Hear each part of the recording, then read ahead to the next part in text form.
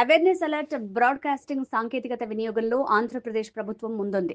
తుఫాను సమాచారాన్ని ప్రజలకు వివిధ రూపాల్లో అందించాలన్న సీఎం గారి ఆదేశాల మేరకు కోస్తా జిల్లాలోని 26 తీర ప్రాంత గ్రామాల్లో ప్రయోగాత్మకంగా మొంతా తుఫాను హెచ్చరికలు, రియల్ టైం వాయిస్ అలర్టులను క్షణాల్లో అందిస్తున్నారు.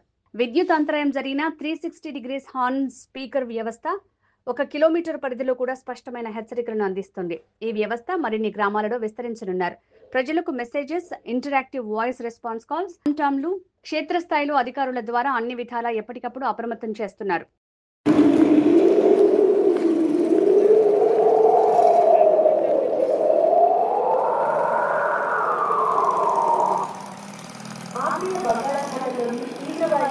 ఈ రోజు రాత్రి నైరుతి మరియు పశ్చిమ మధ్య బంగాళాఖాతంలో తుఫానుగా బలపడుతుంది.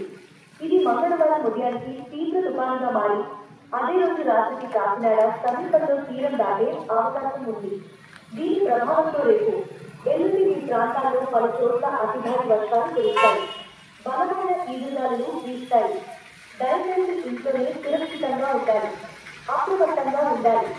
ఆంధ్రప్రదేశ్ రాష్ట్ర విపత్తుల నిర్వహణ సంస్థ వారిచే జారీ చేయడమైనది.